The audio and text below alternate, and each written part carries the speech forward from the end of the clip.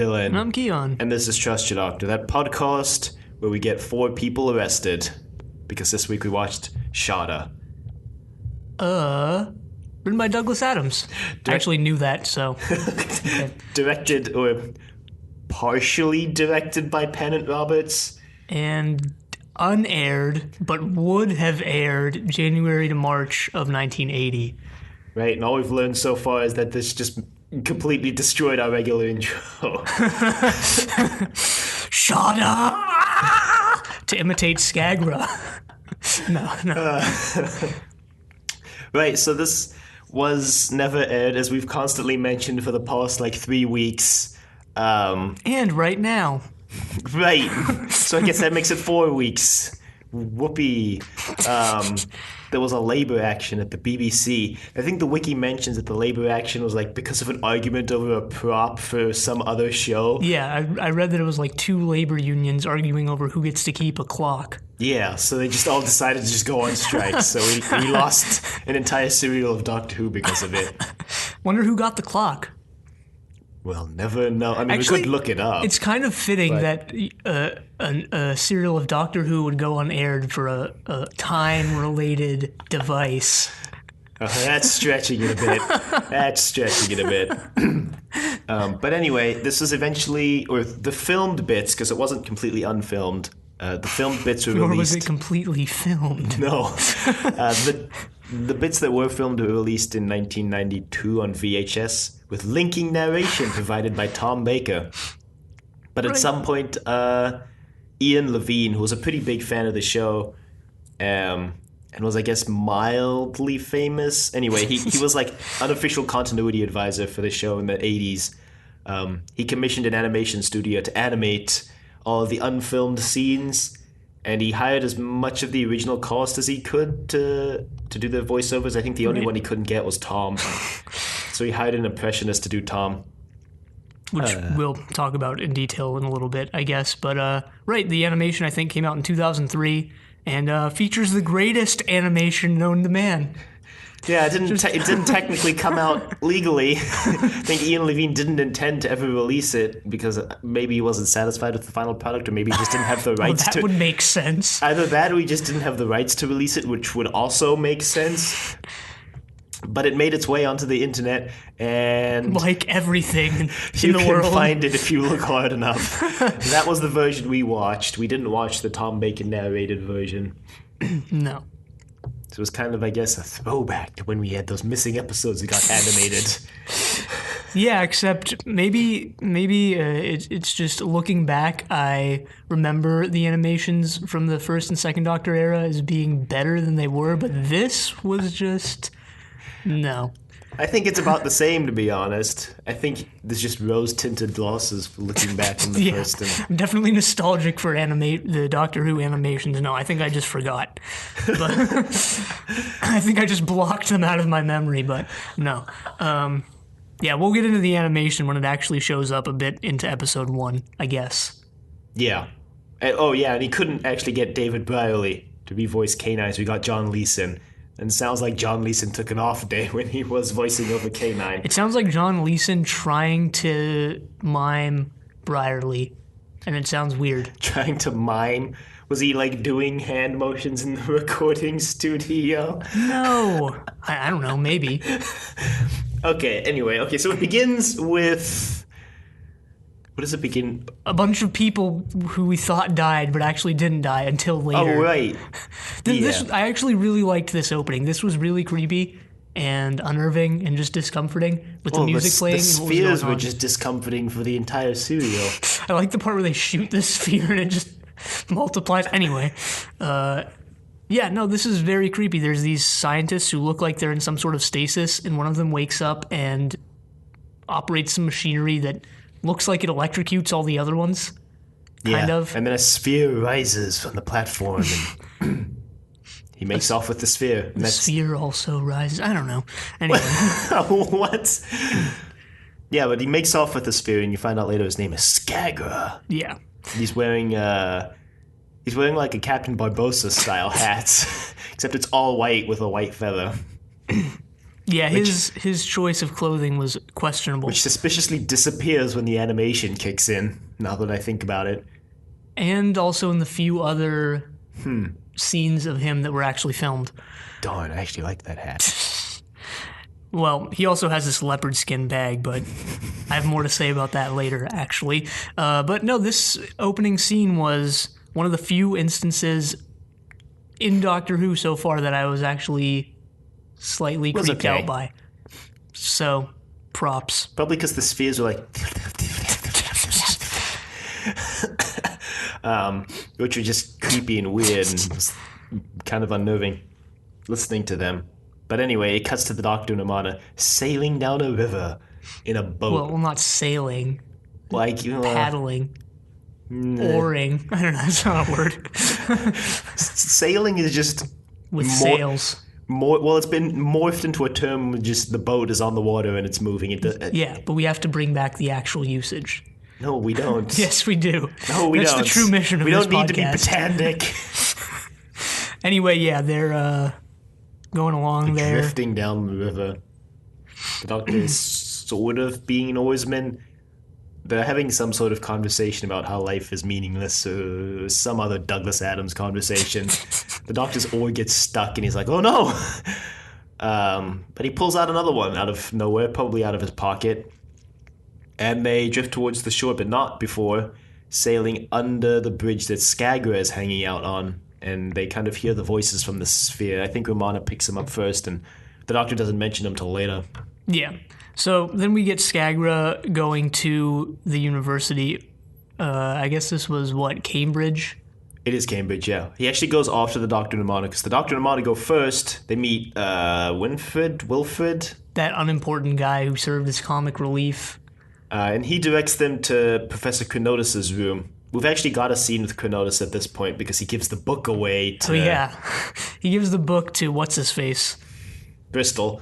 His name's not actually Bristol, but the Doctor calls him Bristol. And I guess we don't know Bristol. His real name, so Bristol it is. Chronotis is this old bearded professor who's kind of forgetful. His name's Chris. Bristol, his name is Chris. And Chronotis is like, hey, you want some tea? And Chris is looking to borrow some books from Chronotis, and he accidentally takes his very important book, but you don't know that till later. Yeah. Then Skagra shows up, and he's like, hey, where's Chronotis? Need to find Chronotis. Yeah, and Wilfred... like, where's Chronotis? Winfred... whatever his name is like, Chronotis is currently busy with the Doctor and Marnie. You have to come back later. And he's like, okay, fine. The serial could have been over in 10 minutes if he just busted in the door, stolen the TARDIS, and just gone. If he had shown up 10 minutes earlier, he would have the book and the TARDIS in the same place. I guess. Anyway, the Doctor and Amanda are talking with Chronotis. The Doctor's like, hey, I wonder whatever happened to Sally Avon. And you're like, who's Sally Avon? He's like, oh, that's me. Oh, I mean, He actually doesn't do that. He's like, he was a guy. He was a criminal who committed heinous crimes on Gallifrey. Supposedly, as far as we know, on Gallifrey, and was imprisoned somewhere. The Doctor doesn't remember where he was imprisoned. He's like, hey, Chronotis, do you remember where Sally Avon was imprisoned? He was like, no, why would I remember that? Because his memory is failing. Yeah. I should point out that I thought Sally Avon was two words, like Sally and then Avon. Turns out, no, it's one word, and it's like Salyavin. Yeah. So, okay, I guess it's supposed to be like Saladin. No, I don't think that's what they were going for. I think it is. No. Yeah. So they find out that Chronotis has given away this book, because Chronotis actually called the Doctor there to take this book back to Gallifrey, but the Doctor's he keeps missing Chronotis somehow. Shown up 3 or 4 times, and every time he shows up, Chronotis isn't there. But now he's there, but now the book isn't there. So the Doctor and Amanda start tearing the bookshelves apart looking for the book, and Chronotis goes off to make some more tea. Yeah. Meanwhile, at Bristol's lab... This is when the animation cuts in. Yeah, this is when the animation cuts in. The book starts... he realizes the book is all in Gallifreyan. But yeah, we should probably talk about the animation. It's animated in a glorious 12 frames per second, or something of that nature. It's definitely not 30 FPS. I don't remember who was eating this apple, but in one of my notes, this is actually in episode 2, one of my notes was greatest apple eating animation of all time. Yeah, the animation was really janky and not good. It's low budget. And it just, I remember there was this one instance where it was supposed to be like a zoom in shot, but it's just the character gets bigger and the background just stays static. And I was like, come on, really? And then there's all the times where they're like, run away, and they start running, but it's just like the walking animation, but a little bit faster. It looks like they had paper cutouts in front of like a drawn background. It's really low budget. What, you mean like South Park? Yeah, but it's ever so slightly higher budget than that. Yeah, but I mean, South Park uses that style, like knows it's not going to have great animation. Well, I mean, plus they actually do kind of have like a really high budget now, so... Well, don't they animate South Park in like a week per episode? Yeah, they probably took like months on this. Or even years, maybe. Maybe not years. No, I think it was within a year. Under a year for this, although maybe gathering all the actors was longer. Yeah, so we can talk about the actors too. So Tom Baker obviously is, as we mentioned before, not in the animation, but whoever they got to imitate him was fairly good. You know, at first I was like, wow, this guy isn't that good, but then I realized it was just because they were switching back and forth between not Tom Baker and Tom Baker. I mean, if you just take the guy's performance without Well, I think it was noticeable that it was different because I think when he did the impression, I think it was really good, but I think it was like slightly too low for Tom's voice was the thing. And that was my complaint, was that I think the impression was really good, and it's really impressive because doing impressions is actually really hard. Be quiet. Doing impressions is actually really hard, so it's really good. I just think it was too low for Tom's voice, and that's why it was really noticeable when they switched back and forth, because his voice like changed an octave. Well, I don't know if it was that. It was something. That's what it felt like to me. There was definitely something off, and it might have been that, but I'm not entirely certain what it was. But it was good. It was. Yeah. Yeah. Better than Romana. Poor Romana. They actually got Lal Award for Romana. I think but it doesn't sound anything like her. She aged like 30 years when they did the serial to the animation. Yeah, well, she could have put a little more effort in. She probably did it out of good faith, you know. I mean, I don't think if the animation quality is anything to go by, they were working on the budget of the show to make this animation. Like a shoestring and that piece of lint they found in the cupboard. They pawned off Skagra's leopard skin bag. No, I don't know. I should also mention that I thought Skagra was going to turn out to be Sally Avon, and the doctor mentions like Sally Avon had such style, and I was like, style? Like that leopard skin bag? Nope. I was trying to be all sly and be like, I know what's going to happen, but no. Didn't happen. Well, we should get back to explaining the plot. Chris examines this book and his X-ray machine blows up because it's a janky animation. It kind of just looks like it catches fire for a bit. Well, because the book is emitting like radiation or something. Yeah, they're running like carbon dating on the book, I think.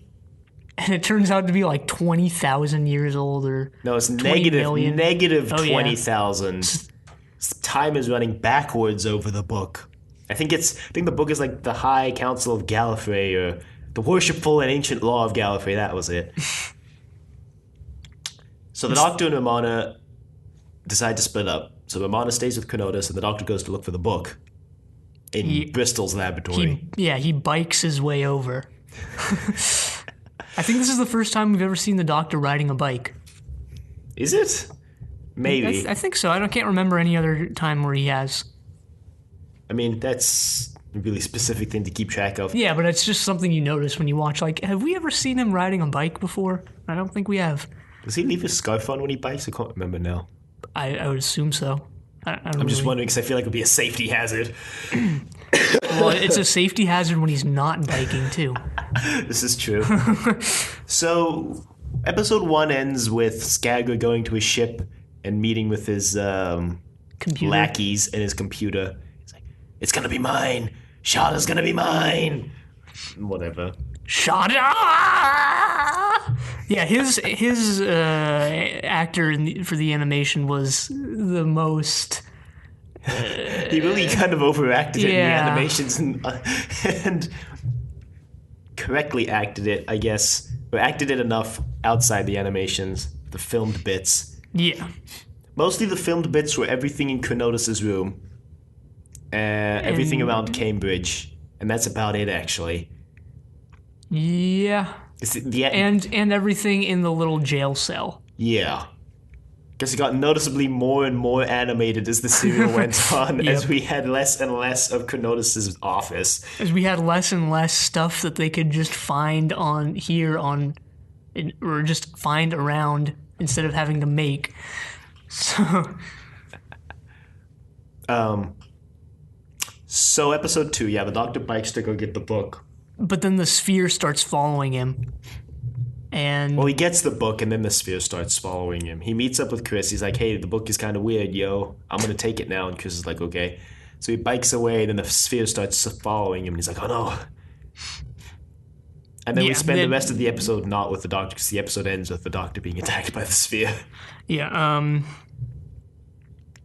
what else happens in... Episode 2 was the shortest of all of them. They weren't all precisely the usual 23 to 24 minute length because they had to animate some of them, obviously, and they didn't have, I guess, all of the script to work with. Episode 2 was only 20 minutes long. Yeah, and then one of them, I think it was 4, it was like 30 minutes. It was 27. Part 2 is when Chronotis dies, because Skagler, before getting the sphere to the Doctor, has actually shown up in Chronotis' room. Because Romana goes into the TARDIS to get some milk for the tea that Chronotis seems intent on making. And then she comes out and Chronotis is dead.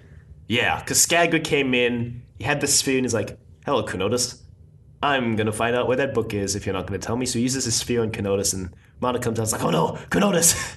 And she tries to save him, but K9 confirms that he's dead. But first they had, so Chris shows up, doesn't he? No. Yeah, he shows up. Was it Chris or Sally? No, it was... Not Sally. Sally Avon. Yeah, I was confusing her with Sally Avon. Yeah, no, I don't know what her name was. Chris's partner, assistant, partner friend. In the lab, I think. Friend. Claire. Chris and Claire, okay. C&C. So yeah, no, it was Chris who showed up. Bristol. Bristol's easier to remember. So before he dies, he gives Romana a message. Yeah, he beats his heart in Gallifreyan Morse. His hearts. He's the Time Lord. Well, maybe he was just beating one of them. I don't know. So the message is like, beware Skagler, beware the book, beware Shada, I think. Yeah, or doesn't it cut off or something? He tries to say one more thing. I think it cuts off, but then later on... They retcon it. Yeah, because I think it cuts off. They're like, beware, and then they don't know the lost word. But then later on, when Chris is telling the Doctor what the message was, he says the entire line with the final word. So... Alrighty. Yeah. But yeah, the Chronotis is dead, not the Doctor. The Doctor dies later. What? Oh. Ha ha. Ha ha ha ha. Yeah, that's actually basically everything that happens in episode 2. Skagler goes now to find the book, and he sends the sphere out to the Doctor, and the Doctor runs away, and then he traps himself in an alleyway, and then he can't climb over this fence. I don't know why the Doctor didn't just duck into one of the buildings he rode past, because presumably the sphere can't just bust down walls. I don't know. But he decides to try and go under a fence. Doesn't work. There's barbed wire on top, so he's backed into the corner, and then Romana saves him. Yeah, he actually drops the book on the way back. It flies out of the bike basket. And Skagler picks it up. And he's like, oh, conveniently. Serials So- based on coincidence and convenience. And Skagra's shoddy ship programming ability. Shada. Hey, I that was think you that made was mine. you that think was you mine. made that pun before we started recording. Yeah, so Skagra now has the book, so he decides to go back to his invisible ship. Yeah. They filmed all these scenes in the field where Skagra walks up an invisible ramp and then just disappears. I'm sure it was just a stylistic choice, right? Not that they didn't have the budget or anything. Well, you would think it would cost more to make it invisible because it would require compositing two video clips together to actually make him disappear when he went into the ship. I Well, compared to making a life-size ship, I don't think so. mean, you wouldn't even need to make it life-size. You could just make a model and superimpose it on top of the image. I don't know. Then you wouldn't be able to see him walking into it, which you're not able to see. Well, you can see the act of walking, but you can't see him walking in. But, you can kind of get that cool little scene. But I actually liked the effect where they walk up and they go invisible. Well, see, the thing was they actually tried to save the budget for Shada throughout the season, which is why some of the special effects this season were a little bit janky because the entire budget for the season was cut. So Williams, the producer, was like, okay, so we'll cut a little bit of the budget from all the serials so that Shada can be big and amazing. But then, of course, Shada never aired and they never finished filming it. So all the other serials in the season just suffered instead. But so Skagra has the book. The sphere isn't attacking the Doctor, and the Doctor goes to Kenotis' office in the TARDIS with Romana and finds out that Kenotis is dead. And he's like, oh no, Kenotis is dead. He was a friend of mine, apparently. We already knew that. So, yeah, they kind of just talk for a while in Kenotis' office. They're trying to figure out why Skagra wants the book. And I think at this point... They reveal some stuff about the book, but Well, they reveal that it can... I think this is when they reveal that it contains the location of Shada. And it's probably when they reveal that it's what the Gallifreyan court uses to imprison people or something like that. Something like that. It's a law book, so presumably. Anyway, the Doctor decides he's going to go talk with Skagra, find out what he's doing, and he gets there and Skagra decides to just imprison him because Skagra believes the Doctor has the key to unlocking the mysteries of the book. Because the book is written in code, it's not written straight up. So he interrogates the Doctor, and the Doctor's like, I don't know. So he uses the sphere on the Doctor to steal the Doctor's mind, this is when you find out that's what the sphere does. And when you find out the Doctor is very stupid. Because he keeps mentioning, I'm very stupid. Very, very stupid. And so then he uses the sphere to steal the Doctor's mind. Yeah, and the Doctor dies. Through some loophole, the Doctor keeps his mind, and now there's a copy of his mind. Yeah, he convinces the sphere... Well, he says that, the sphere only looks for what it wants to find, so he gave the sphere what it wanted to find. Some BS explanation. Anyway, I mean, it's not any more BS than any other technobabble we've had this whole season. No, it's not. Skagra finds out that the Doctor's got a TARDIS. He figures that with the copy of the Doctor's mind now, he can use it to decode the book, and he can use the TARDIS to use it to get to Shada. So he goes to Kenotis' office, captures Romana. K9 has gone with the Doctor, I think, or K9 hides. Or K9 doesn't get captured with Romana. That's all that's important. K9 is with Chris and Romana. Yeah, but Skagra only captures Romana. He doesn't capture Chris and K9. Huh. Okay, I don't remember that. Because Chris gets... Oh, right. So they all actually get captured. And Chris and K9 and the Doctor are thrown in the jail cell. And then he takes Romana to go to the TARDIS and he leaves Chris and K9 behind. Yeah, and then there's that whole scene where K9 shoots his laser and bounces off the walls. Bounces around the walls. They didn't actually film that scene. That was an animated scene. So I guess they didn't film all of the scenes in the jail cell room thing. Presumably those are next. But yeah, they take Romana's like, I just wish I was out of here, and then she beams out, and Chris is like, that's the secret. I wish I was out of here, and then he doesn't get out. Yeah, I didn't get the key to getting out of that room. I never got what you were supposed to do. There's the only way you can get out of the room is if the ship beams you out of that room, right? That was the thing. That's why Skagga was upset. Later on, minor spoilers, but so him being upset is a spoiler. Skagga needed Romana, so he has the ship beam Romana out of the room, right? And just coincidentally, when she says, "I wish I was out of here," wow, and that's dumb. The coincidence was supposed to be funny because Chris thinks that like it's a wishing room, and if you wish to be out, then you'll be out. But it's not actually that. It's just that Skagga needed Romana, and well, okay then. It's like humor by coincidence. Anyway, Chris and K9 get out later when the Doctor decides to commandeer the ship. Which is pretty soon. Which is pretty funny, because Skagga decides to commandeer the Doctor's ship with Romana. I don't actually know why he needs Romana. He has a copy of the Doctor's mind, and he has the Doctor's key to the TARDIS. And he never actually uses Romana for anything. Don't know. Maybe he just wanted a pretty lady to hang out with him for the rest of the universe. Maybe he's just lonely. He's looking for love. Yeah, his plan is really going to further that goal. He's going to capture the companion of the person whose mind he stole to break into this intergalactic prison. It's genius. What could possibly go wrong? Too bad he never expected the Zygons would be there. No. You mean a singular Zygon? Yeah. We'll get there. Honestly, kind of wish that Zygon had something to do with the plot. But no, unfortunately not. I wish that Cyberman had something to do with the plot. I wish that Dalek had something to do with the plot. No, man, the Zygons are the... I wish that ancient Greek dude had something to do with the plot. What was he doing there? Okay, we're getting ahead of ourselves. So Skagga goes to take his TARDIS, and Romana's like, you can never pilot the TARDIS, only me or the Doctor can, and I'm not going to tell you. And Skagga's like, well, it's a good thing I have a copy of the Doctor's mind then. And Romana's like, oh. So they just make off with the Doctor's TARDIS.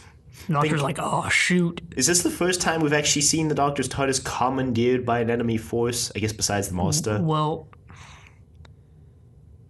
No, there have been unseen forces controlling the TARDIS or like causing it to materialize or land. Yeah, but somewhere. I mean like actually an enemy stealing the TARDIS and using it. I guess, yeah.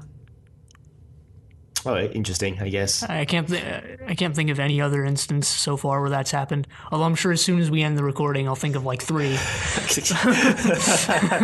It's usually how these things work. But anyway, the Doctor's like, "Oh shoot, Skagga commandeered my ship. Guess I'll commandeer his." Yeah, and the computer's like, you are dead.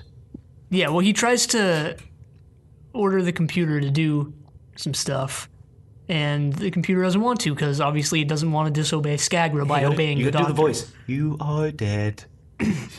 I'm not doing the voice. You can do the voice. So then the Doctor's like, yeah, since I'm dead, then doing what I say won't have any effect on anything. Well, it's more like, you're Skagga's mortal enemy, so I can't take orders from you. And the Doctor's like, well, I'm dead, so... You gotta do the voice. Why aren't you doing the voice? Fine. You are Skagga's enemy. Okay, I'm over it. All right. We don't have to do the voice. Don't expect us to do the voice. We always do the Dalek voices, but those are fun to do. Those are fun. This is just not fun. Because it's just like a bland woman speaking. Yeah, it sounds kind of like the Animus. Except worse. Maybe it is the Animus. He reprogrammed the Animus. No, I don't know. Okay, so anyway, actually what happens is the computer is like, you're the enemy of Skagga, so I can't accept commands from you. And the Doctor's like, well, I'm dead, so by accepting commands from me, you can't actually be disobeying Skagga, right? Because I'm dead. And she's like, all right, yeah, I guess that makes sense. Because he's supposed to be dead because the sphere stole his mind, and, there was that technobabble we mentioned. Yeah. So there's another sort of Douglas Adams-y type of thing here. But then the computer starts draining the oxygen from the room, because dead people don't need to breathe. And that's how episode 3 ends. And episode 4 begins with Chris and K9, I guess, getting beamed out of the room somehow. Yeah, I don't remember how that I think the doctor just happens. convinces the computer to do it, probably. Yeah, and then Chris walks into the room, so the computer starts resupplying oxygen. And the doctor's like, thanks, Chris. Crystal.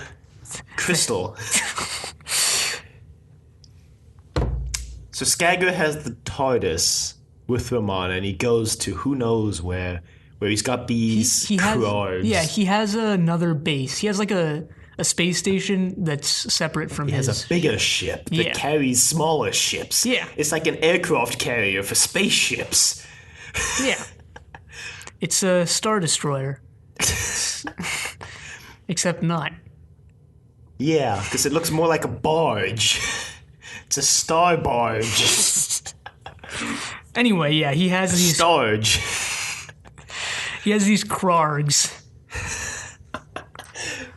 who look like the Rock Titan from Hercules. They actually look really good in the film segments. Yeah, the one film segment we saw them in. They're actually some of the best costumes this show has had so far. Yeah, they look really cool, but not in the animation. God, the animation. Because the animation, like we said, it's really flat, so you can't get the...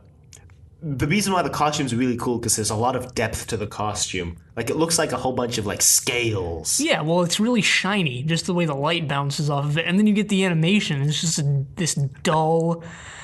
It looks like those paper crafts you do as a little kid where you, like, rip paper and glue them in a shape to a piece of paper. Mm-hmm. Yeah, it looks like that. So basically terrible.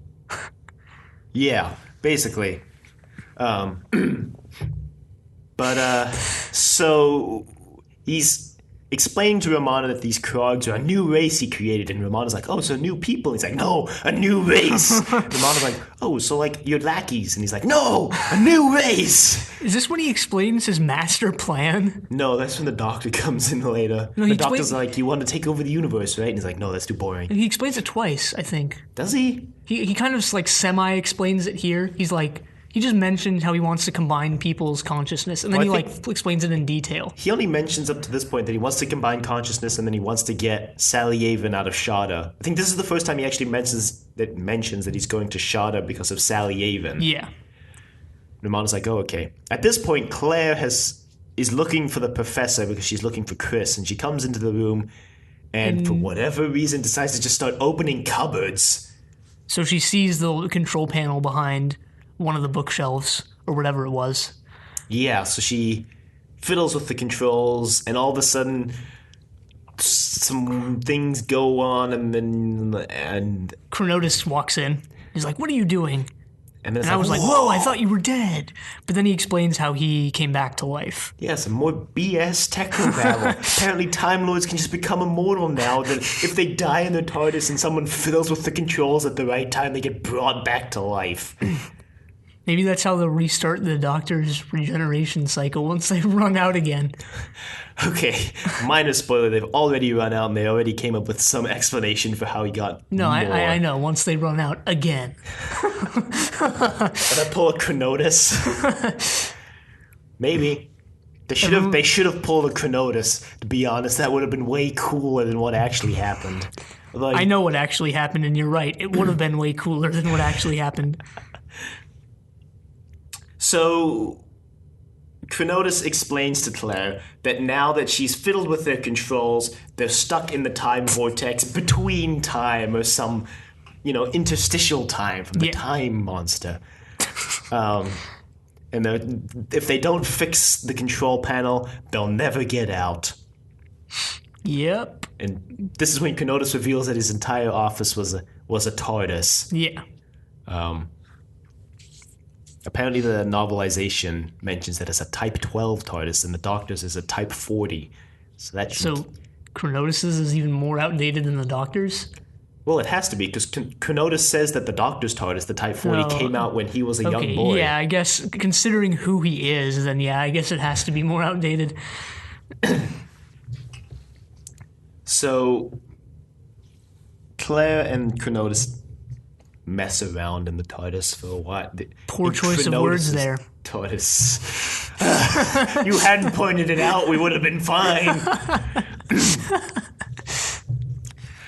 Meanwhile, the Doctor is making modifications to Skagra's ship. This was so funny. His ship is so easily modifiable and trickable. This was my favorite scene in the serial. The Doctor is just lying down on this like beach chair type thing. He's just telling this computer what to do, and the computer's like, okay. And then he just like makes this MacGyver makeshift TARDIS out of Skagra's ship. And it's just glorious. Because originally the ship's going to take like 3 months to get to... where were they going originally? Wherever Skagra was. The Doctor wanted the computer to go wherever Skagra was. Yeah, but they weren't going to go there immediately. They were going to go somewhere else first. They went somewhere else first. They went to the think tank first. Oh, yeah, I guess.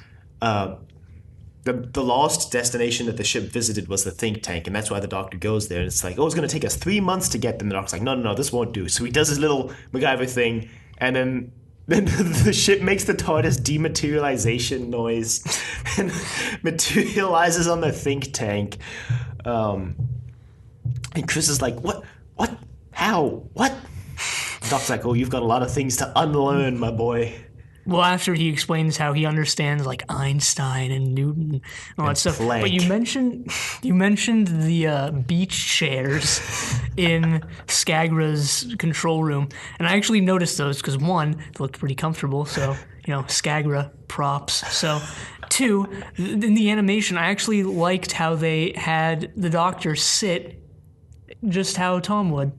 It was just a nice little touch, kind of laying back with his feet or his knees up. The one thing the animation did get right was Tom's mannerisms. Like at the end, the last scene, he looks at the camera and his eyes go wide. Like that's totally a Tom thing. It's like that's exactly what Tom would do. Yeah, of course. Maybe not every other character's mannerisms, but yeah.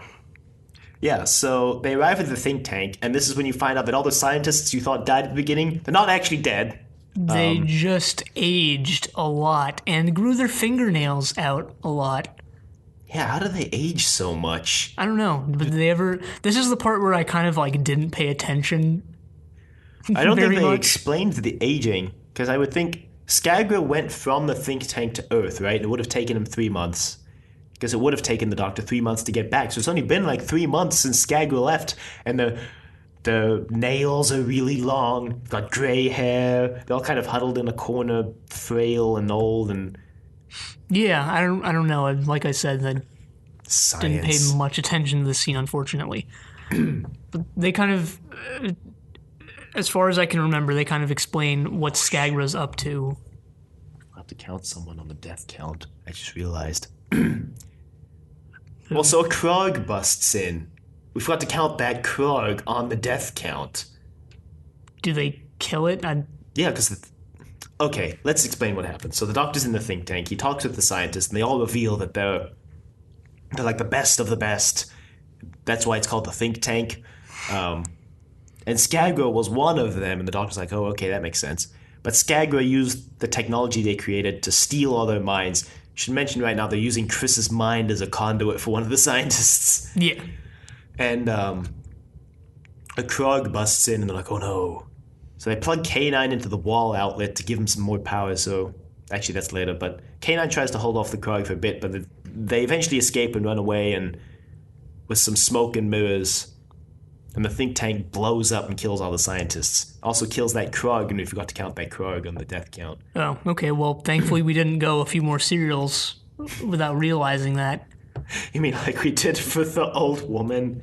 That was like 2 weeks, 1 week at the most. Plus, that was the first death, so that was easy to remedy. This would have been a pain in the neck if we, like, realized in, like, the reboot series, like, 5. Oh, shoot, we forgot to count that Krog. I mean, we consistently mention that the death count is probably horribly inaccurate by this point. Yep. But we like to maintain some semblance of accuracy. And just to our credit, I think this is our death count is like the only running death count for Doctor Who in existence. So hey, you don't have anything better to go by. No. You don't have any way to verify or discredit our claims. You could watch the serial, but still. Anyway, so yeah, the doctors escaped with Chris and K9. They kind of try to figure out what to do. Meanwhile, let's see what's going on. We have 3 groups we need to follow now.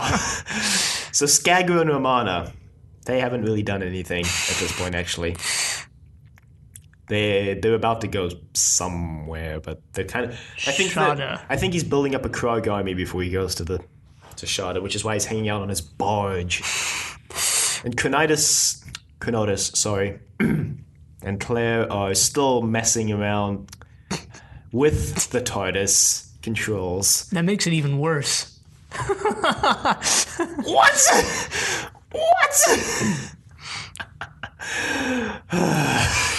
We're a family-friendly show, Kiyan. And how does episode 4 end? Yeah, okay. Don't even remember. It ends before the think tank blows up. Episode 4 ends when K9's trying to hold back the Krog, but he doesn't win. Then into episode 5, that's when the Doctor escapes the think tank and it blows up and it kills the Krog and it kills the scientists. While Cronotus is trying to fix his TARDIS, but I guess he's too frail or he doesn't have steady enough hands. Or something like that, but he like hypnotizes. Well, we don't know exactly what he does yet, but he gives Claire. He like psychically transmits the information to Claire. It's a psychic T-Man. But then we find out he's just transferring his mind to Claire. Yeah, or imparting a piece of it on whatever. Yeah, no, he's transferring his mind. So Claire, because he can do the opposite thing. That the I think it's a copy of his mind because Cronotus still retains his. Yeah, well, of course they kind of explain his power later. Yeah, so they fix it. They fix the TARDIS, and then they land on Skagger's ship. And the Doctor also goes to Skagger's ship. He also the computer if Skagger has a home base, I guess. And the ship's like, yes. I don't remember how he convinced the computer to take him there, because before the computer was like, no, I can't take you to Skagra. He was like, I'm sure Skagger would like to pay his respects to the dead man. Besides, the computer's starting to turn. Yeah. Anyway. Really weird. So they land on the ship. All the groups have landed on the same ship again, and the Doctor pops out, and Skagger's like, I'm surprised to see you still alive, Doctor. Though it's more like, I'm surprised to see you still alive, Doctor. Except with more of a voice crack at the end. Doctor! Alive, Doctor! That sounded like a Dalek. And he's like, oh, well, I just gave your sphere a copy of my mind. Skagger's like, okay. Didn't know you could do that, but all right. But then the Doctor and Chris make a break for the TARDIS. This is one of those quintessential Douglas Adams lines. But they make a break for the TARDIS, but then they run out of the room because the Krogs get confused. Yeah, quote unquote run. This is when they just speed up the walking animation. One of my notes was, I guess run means just waltz over to the TARDIS. Anyway, the Doctor's like, smart move that. Making them think we were going for the TARDIS. And Chris is like, what are we actually doing? And the Doctor's like, we're going for the TARDIS. But then they find the office door for Cronotus. We forgot to mention like Wilfred or Winfred or whatever his name was has gone to go find Cronotus, and he opens Cronotus's door and just stares directly into like the time vortex, I guess. Yeah. He's like, whoa. And that comes into play later. Briefly. In a humorous little scene that felt more drawn out than it needed to be. Anyway, yeah, they find Cronotus's TARDIS materialized. It's like it's weird because it does the same thing in Cambridge. You know, it sort of becomes part of the building. Here, it becomes part of the ship. They see his door. It might be just the way the older TARDIS works. Yeah. It doesn't make a physical presence. It just embeds itself in walls, which arguably is better camouflage. That's better than what they changed it to, if we're going by that explanation. Well, yeah, the Doctor's TARDIS is supposed to be able to blend in with its environment, but it's broken, so maybe it would do something like what Cronotus's does, but maybe Cronotus's is sort of broken too, which is why it always appears as Cronotus's door and not like a door that would blend in with the ship. Maybe, but the Doctor's is just supposed to turn into something that suits the surroundings, not like actually become part of the building. Yeah. But maybe Chronotis has modified it or something. We really don't know, and it's not terribly important. Yep, the Doctor busts in, he's like, where am I? And then Chronotis is like, it's a TARDIS, Doctor. And he's like, that would make sense. So they hang out in Chronotis' room while the Krargs are tailing them. Yeah, they're trying to bust down the door, and Skagga's like, break open this door! It's not working, though. Door? And So obviously, yeah. they have some tea with Chronotis and Claire.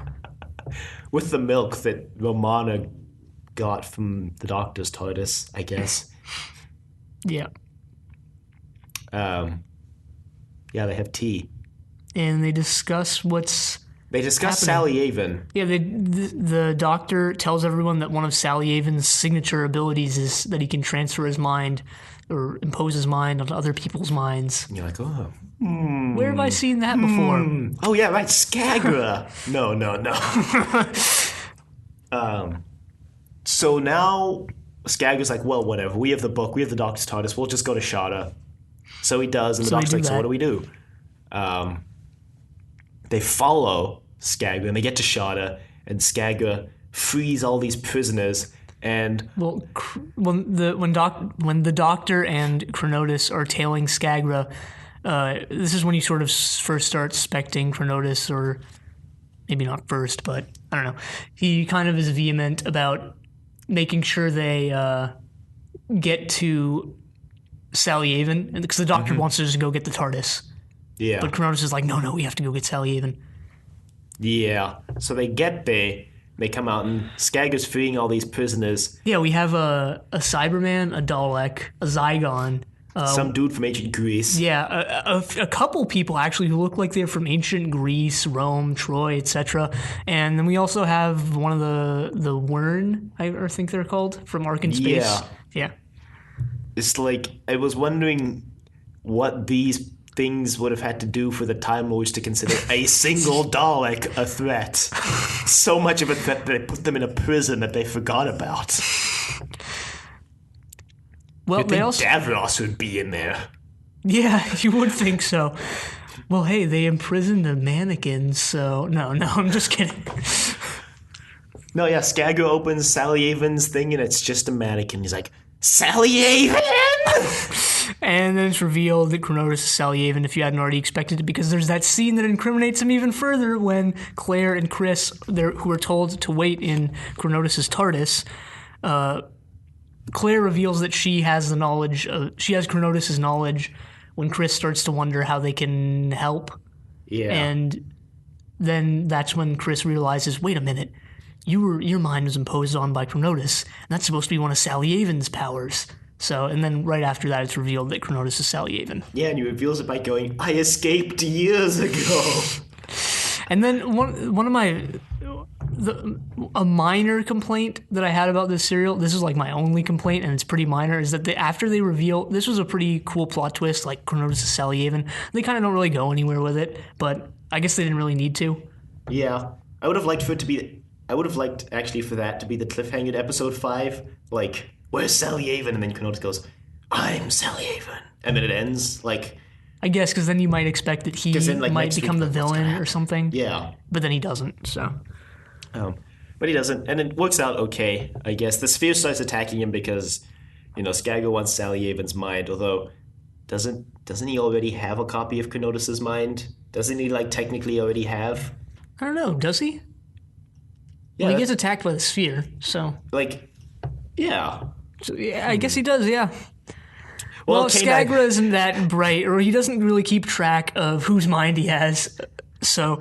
He needs some sort of index. But Sally Avon also explains that he just wanted to live out. After he escaped, he decided to change his ways, we don't really know what he did. I think he heavily implies or outright states that he never actually committed any crimes, and the Time was just threw him in prison because they were scared of his abilities. Yeah, and the Doctor can relate to that at the end. But anyway, he decided to live out the rest of his days on Earth, so peacefully. So Yeah, There the you sphere go. starts attacking him. K9 shoots the sphere and it splits into smaller spheres, which actually works to Skagger's advantage. That was funny. The doctor was like, K9, shoot the sphere. So he does, and then it just multiplies. They didn't actually look smaller, though, to me. I think they're maybe. supposed to be smaller, but the animation studio just didn't have the budget to resize the spheres.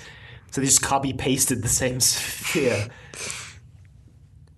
But yeah, it gets Chronotis and Chris, but Ramon and the Doctor escape with Claire back into Chronotis' TARDIS. Yep. And they devise this other plan that I didn't understand. That's how episode 5 ends, by the way. It's one of the signature Doctor Who plans that involves pressing a button or cutting a wire or doing something simultaneously. Yeah. Well, they start enacting it, and I guess they make some sort of time corridor from Chronotis' TARDIS to the Doctor's, because Skagger's taken the Doctor's, because now that he has Sally Avon, he can enact his master plan that he has explained to the Doctor at this point, which is that he doesn't just want to take over the universe, he wants to control every mind in the universe and make it one homogenized intelligence. Yeah, singularity or something. Like what the Great Intelligence was trying to do, or something. It's what a lot of villains try to do. So not exactly a terribly original concept, but it works. Yeah. They make this time corridor thing, and the Doc's like, and 25thly, he's giving his last words, I guess. And Romana's like, oh, just go! They can only sustain the corridor or the Doctor's presence in the corridor by holding these levers down. And then Claire's like, it's getting too hot. And Ramon's like, oh, for God's sake, hold it down with a pencil. Yeah, and she tries to reach for the pencil, and then Claire's like, oh, I'll get it. And she lets go of the switch, and the Doctor goes drifting off into the time vortex. We never see him again. Yep. Yeah, Skagger becomes the main Skagger takes character. the Doctor's mind, poses it on himself, and becomes a Doctor. That's how it continues. No. No, actually what happens, Joke wasn't funny the first time, and it's not funny the 100th time. it'll be funny eventually. The more we keep making it. The Doctor materializes, I guess, in the TARDIS' storeroom. Was that what it was? I don't know. I don't know. It was animated. Could have been anything for all we know. Could have been the kitchen. Okay, hang on one sec. Why does the TARDIS have a kitchen when back in the first Doctor's era there was that machine? Do you remember that machine? Yeah, I do remember that Distributed, machine. like food and water. That Jetsons machine. And that was like a key plot point in one of the serials because Susan had to go get like water from the machine. Yeah, that was an edge of destruction. So why does it have a kitchen? Maybe they wanted to. Why does it have a swimming pool? Hey, that one makes sense. Maybe you want to go swim. They should actually have an ocean. That would be even cooler. Anyway, no, maybe you just want to cook. Maybe you don't always want to have everything done for you. Okay, I guess, but Most of that the still time you brings want up- things done for you. why would Romana need to go to the kitchen to get the milk when she just go to that dumb liquid dispensing machine? Because then she also states that the milk was like cryo-frozen for like 20 years. That's what we find a problem with. Well, the obvious explanation is that they just forgot, and that's, I'm almost 100% sure that that's the right Yeah. explanation. Yeah, probably. But it's not funny, so we'll just make our own explanation. Anyway, what happens next is that the Doctor, He does a time flow analog thing. yeah, he makes another time flow analog. But this one's wearable. It's an upgrade. Yeah, it's the tinfoil hat version of the time flow analog. He even comments on it. He's like, well, if it doesn't work, at least they can laugh at me for wearing it on my head. So he uses a sonic screwdriver to do that. He does? I didn't actually notice that. No, he does. All Maybe right. it's because it was animation and it looked terrible. Maybe. We also didn't mention that they only have 2 fingers in the animation. Their thumb. do? You didn't notice that? No. Their fingers were fused. It was like their hands were mittens. They only had their thumb and their weird fused other fingers. Jeez.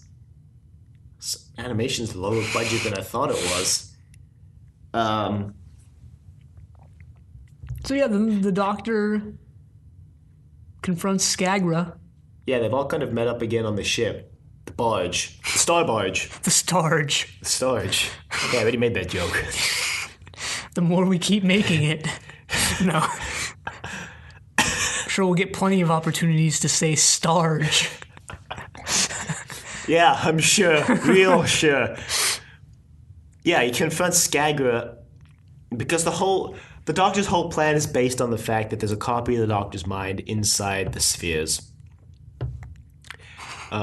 We actually forgot to mention what I thought was a pretty funny scene when Skagra was mentioning that like the Doctor and Romana are just insects in his whole plan, and the Wern is standing like right next to him. And I was like, "Hey man, watch what you're saying." Oh, man. Anyway. The Doctor and Skagra duke it out for control of the hive mind, and then the Krogs come in, and K9 beams one of them, and it falls backwards into like some acid, and then Romana comes out, tips over all this gas that for some reason, like... This was so weird. The gas just...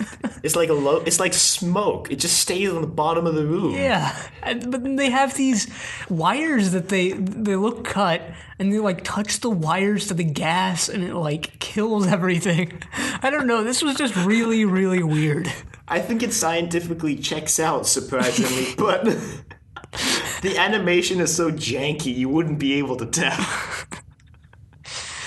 Well, that's how they save the day, kind of. They kill the Krogs, and I guess Skagra linked his mental control to the Krogs, or... Yeah, the Krogs, like, melt. It looks pretty strange. And, Skagra just gives in, I guess. Yeah, somehow, I think his ship, like, beams him into the little prison cell thing. Oh, he runs away, but because the running animation is so jank, it looks like he just walks out of the room and gives up. And he goes, you know what, guys? You won.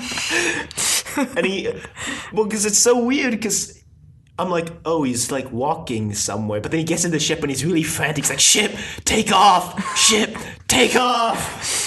But then he gets beamed into the little cell, and this is when it goes back to live action. Yeah, somehow, and you're like, whoa, haven't had a live action scene in 2 episodes. Yeah, we haven't seen Skagra in live action since episode 1, but yeah, this is when Skagra goes off the deep end here because his ship has already gone off the deep end and started obeying the Doctor.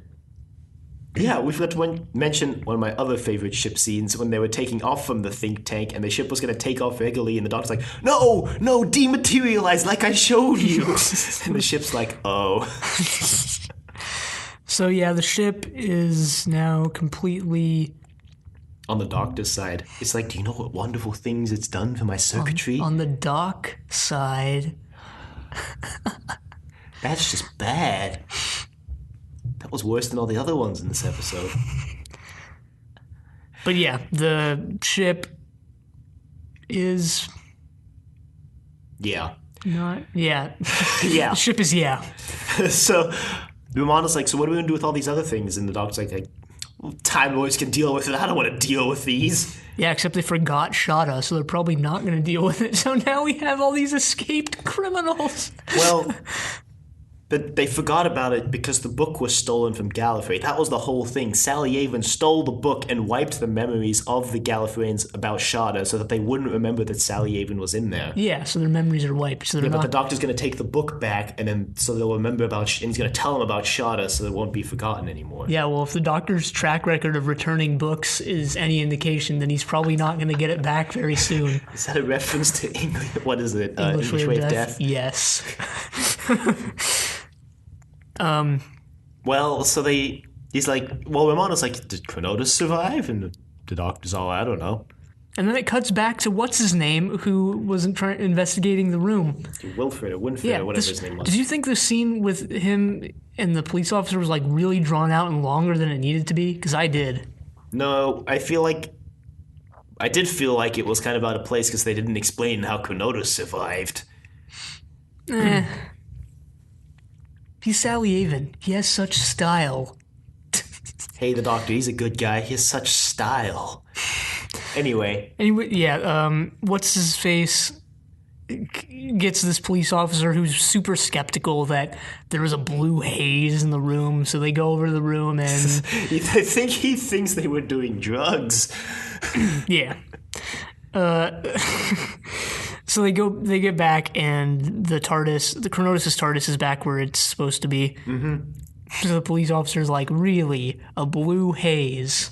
Yeah, and he's like, yeah, well, do you remember last night, Chris? And he's like, oh, it was a tough night. And the police like, oh, yeah, stealing bollards, stealing police boxes. Now, how did that get here? And then the Doctor and Romana are like, well, bye. So they dematerialize, and the officer arrests everyone. And back in the TARDIS, Romana wonders where Skagra was actually from. And the Doctor mentions the planet he was from. And K9 mentions the planet. Oh, well, okay, yeah. The Doctor explains, like, a little bit of backstory here. Mm-hmm. It wasn't that important. I think it was something about Gallifrey. Something about some sort of rift in the political parties or the rulers or something. Surprisingly, they didn't mention Rassilon. Did they mention Rassilon at all in this serial? No. Huh. You think they would have, because every time they talk about Time Lords and Gallifrey, they mention him, so. Yeah, thanks, whatever. Robert Holmes. The name drop of Rassilon. Rassilon's actually a pretty neat character later on. What, as opposed to a messy character? I don't mean neat in that way. I mean neat like nifty. Whatever. Bringing it back to the 50s. Oh man, that's totally wizard. Let's take it back to the 90s. What? When did people say that? In the 90s in Britain. That's totally wizard? Yeah, man, that's wizard, man. What the heck? That Doctor Who special was wizard. Anyway, Romana's like, I can't believe you were Sally Avon. He was such a nice guy. And the Doctor's like, well, with the way the Time Lords treated him, I'm not surprised. Just look at how they treat me. In a couple millennia, people will be saying, oh, I can't believe that was the Doctor. He was such a nice guy. And then it ends. Such a trademark Douglas Adams script. Yep. And his last serial as script editor. And last serial, period. Yeah. I think both him and Williams move on from the show. So maybe that's part of why season 18 has such a bad reputation. Well, I guess season 18 is it is, I know this, is like sort of a pseudo reboot because the new producer, Jonathan Nathan Turner, comes in and he tries to bring a lot of... Who's worked on the show Right, already? We mentioned him a while back. He was production unit manager for season, 13, I think. Don't quite remember. But he comes in, he tries to bring uniformity to the show, and he tries to make it a lot more, I guess he tries to ground it more, I'm not really sure. But that's why the Doctor's costume completely changes next season. And He looks like a pimp. I think Anyway. Also next season gets a bad rap because I think Tom actually... I don't think Tom specifically really wanted to stay on another season, and they had to convince him to stay on another season. And I think actually he's come out and said in recent interviews, like, yeah, I think I actually overstayed my welcome by a season, maybe two. I don't think maybe two. Season 17, now that we've watched it completely, I can safely say was the best season of Doctor Who. But I don't think we can judge that because he says the reason why he thinks he overstayed his welcome is because he thinks he made it difficult for like he thinks he stayed on so long he made it difficult for the actors who followed him to actually embody the role and like gain any sort of traction, which is why he thinks maybe like he was even 2 seasons too long. But that's something I guess we'll judge at the end of the classic era. Yep. But it'll be interesting to see what happens next week. But this week, we're going to talk about this season and how it was the first season we've gotten that didn't have a dud serial in. Right. Well, do we want to say anything more about Shada before we get into that? Shada itself? Well, I mean, I'm just sad we never got the whole thing filmed. I think they could have done some really cool stuff with it. The animators made a lot of choices that I think would have been really interesting to see what they would have done when they filmed it. Well, as much as we bashed on the animation, and hey, I'm not trying to defend it here, but, just props to the people who animated it, so we didn't have to listen to that narration. I mean, it's just, it's just cool to see that there are fans out there who are so dedicated to the show that when Ian Levine came to them about animating this last serial, they're like, oh yeah, I'm totally in. Like, even though maybe it wasn't the best animation, it's still cool that there are people who are willing to go out of the way to do this animation. Yeah. Of course, they're still making animations for reconstructions nowadays. I mean, hopefully we have no word on the BBC, but they did just recently animate one or two episodes of another show, I think. Oh. Like, it just came out a couple of months ago. Maybe it was even February. And people were like, oh, this might open the door for more animated Doctor Who episodes. Well, overall, I don't know. The stakes seemed a little bit higher this time, this serial. So, always Which good. it should be in a finale. Yeah, always good for a finale. Yeah, it wasn't like, oh no, Earth is going to be destroyed. It's, oh no, everyone's going to become one consciousness. Kind of a less tangible threat, really. Yeah. Whatever. But it was driven by the characters, so the less tangible threat was kind of... Yeah, no, and Sal, the whole backstory with Sally Avon was interesting. Always good to get a little more lore. But yes, season 17. The first and probably only season ever that didn't have a crap serial. Yeah, I mean, the closest we've come was, I think we mentioned 6. this before, season 6, which was going well until the Space Pirates. Yeah. And that Space Pirates was the only dud of that season. I mean, we've had seasons that came close where they had maybe 2 duds, and we've had seasons that were just horrendous. Yeah. And I think it's a real accomplishment that they finally got a season where every serial, at least to us, we should clarify that this is our opinion, some people might disagree, but to us that every serial was... I think, obviously there are... Well, there were going to be dissenting opinions. But I think the general sentiment is that this is the best season of Doctor Who. Yeah, and I'm inclined to agree. Yeah, so same. far. This is my favorite season so far. Absolutely. I mean, not that it contains any of my favorite serials, but seasons-wise... Yeah, no, I mentioned this on Twitter. This season doesn't have our favorite serials, but there's no serial we didn't enjoy here. Mm-hmm. They were all above... Fun. Yeah, they were all fun. And that's one of the main complaints that I hear about season 18 is that it lacks the fun of this season and season 16 to an extent. But... They're all 6 of these serials were above average. Yeah, for sure. And, I mean, going with the fun, maybe next season gets a bad rap because John JNT tried to take it in a different direction, but he didn't try to do, like, a transition at all, so just complete tonal change. Like, Makes sense. When Williams came in, they still had a couple serials that were left over from the Hinchcliffe era, plus they still had Holmes working for the first couple serials, so it was kind of a gradual transition into what Williams wanted to do instead of slap bang. Yeah, of course. But this serial, I did actually mention one thing about this serial before we finish the season thing, is that this is the final appearance of a few things. One is the final appearance of a theme tune arranged by Delia Derbyshire.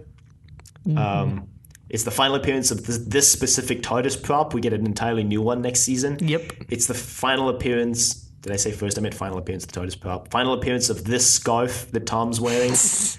And his outfit. It changes next. This is one that's going to upset both of us. It's the final time that Dudley Simpson actually composes incidental music for the show. JNT decides to end the show's relationship with Dudley Simpson, which means next season's music may be completely different. So those are kind of the major things that kind of end with this serial. So it's kind of the end of an era. A bigger era than usual. Yeah. Yeah.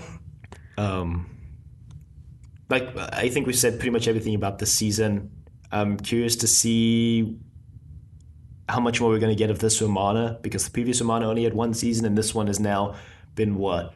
Lyle Ward's Romana has been the same amount of serials roughly as Mary Tam's, so... Yep. And John Leeson comes back. Yay. Next week. So, I think that's all we wanted to say. Good season. Yep. Good serial. Pity that Douglas Adams is moving on. Oh, the novelization of this serial was actually written by the guy who wrote English Way of Death, I believe. Huh. Gareth Roberts. I believe so, yes. Yeah, it is. Gareth Roberts. He wrote the novelization of this based on some draft manuscripts Douglas Adams had going. And maybe we will have to check it out. Although, I've heard it's pretty good. But when we read more novels, I'd be more inclined to read something that's not a novelization of something we've already watched. Yeah. That's just me. Although this might be an exception since it wasn't really aired. Yeah. So. Yeah, so I guess that's that. Email us at thedoctorofdecorative.com. Questions, comments, concerns, angry rants, love letters, your impersonations of Tom Baker. We should do impersonations of Tom Baker. No, we really shouldn't. Check us out on YouTube, Trust Your Doctor. Check us out on iTunes at Trust Your Doctor. Leave a rating if you like the show. Check out Triple Play. We watched Spider-Man.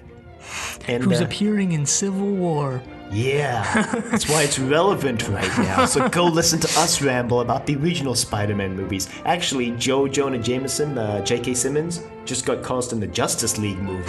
So it's also even more relevant. And next week, our theme tune will change, so stay tuned. Right. Stay tuned. Wish I thought of that one. Anyway, also check us out on Facebook, Trust Your Doctor, and like us on Facebook, and also check us out on Twitter at TYD Podcast, and follow us on Twitter. And next week, we see what the heck is up with Season 18 that we've heard so much about with the Leisure Hives, or the Leisure Hive, however you want to pronounce it. But until then, the end.